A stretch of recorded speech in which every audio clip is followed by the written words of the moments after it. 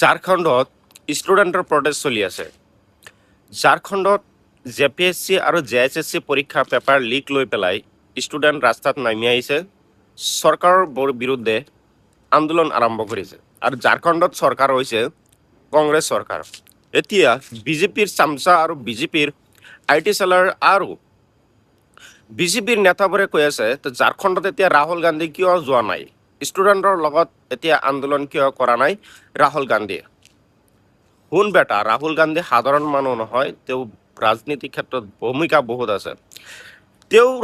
তেওঁ হৈছে এক পলিটিকেল পাৰ্টিৰ মানুহ।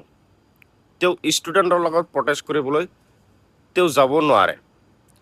যদি ৰাহুল গান্ধী এবাৰ ষ্টুডেণ্টৰ লগত প্ৰটেষ্টত নামি আহে, তেওঁক দেশদ্ৰোহী বুলি ক'ব আৰু তেওঁৰ ওপৰত ইলজাম লগাই দিব, তেওঁৰ ওপৰত FIR কেছ লগাই দিব বিজেপি চৰকাৰে। আৰু এইটো সদায় বিজেপি চৰকাৰে ভাবি থাকে যে কেনেকৈ ফচাব পৰা যায় ৰাহুল গান্ধীক।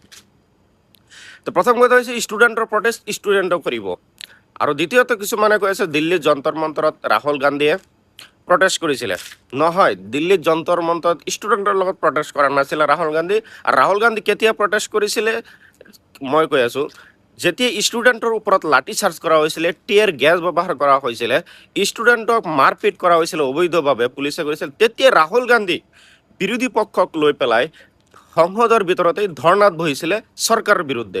কেতিয়া ৰাহুল গান্ধী আৰু সহ্য কৰিব পৰা নাছিলে যে ষ্টুডেণ্টৰ ওপৰত এনেদৰে কিয় অত্যাচাৰ কৰা হৈছিলে। ষ্টুডেণ্টতো পিচফুল প্ৰটেষ্ট কৰি আছিলে, সিহঁতে কোনো ভাং চুৰ কৰা নাছিলে, কোনো একো কৰা নাছিলে। তেতিয়া ৰাহুল গান্ধী আহিছিলে। আৰু ঝাৰখণ্ডৰ ষ্টুডেণ্টে প্ৰটেষ্ট কৰি আছে কংগ্ৰেছ চৰকাৰৰ বিৰুদ্ধে, সেই ঝাৰখণ্ডৰ চৰকাৰৰ বিৰুদ্ধে কৰি আছে। তেতিয়া ইয়াত ৰাহুল গান্ধী অহাৰ কোনো কাৰণেই নাই। ৰাহুল গান্ধী ৰাজনৈতিক পাৰ্টি, তেওঁ ৰাজনৈতিক দিশত যাব, তেওঁ ষ্টুডেণ্টৰ লগত কিয় আহিব? ইয়াত অহাৰ কোনো কাৰণে নাই। ইয়াত যদি ঝাৰখণ্ডে যদি ষ্টুডেণ্টৰ লগত প্ৰটেষ্টত বহে, বিজেপিয়ে ইয়াৰ পৰা সুবিধা লৈ ল'ব। আৰু ৰাহুল গান্ধীয়ে 24 ঘণ্টাই ষ্টুডেণ্টৰ লগত মত বিনিময় কৰি আছে, ডাঙৰ ডাঙৰ প্ৰেছ কনফাৰেন্স পাতি আছে। প্ৰয়াগৰাজত UPত প্ৰেছ কনফাৰেন্স কৰিছে, সকলোৱে জানিছে কিমান লাখ লাখ মানুহ আহিছে তাত। সেয়া আমি জনাৰ দৰকাৰ। খালি বিজেপিয়ে এইবোৰ উচতনি মন্তব্য কৰি থাকে যাতে ৰাহুল গান্ধীয়ে তাত যায় আৰু তেওঁক ফচাই দিব পৰা যায়। ঝাৰখণ্ডত প্ৰটেষ্ট কৰি আছে, এটা ঝাৰখণ্ডৰ ষ্টুডেণ্টৰ কথা।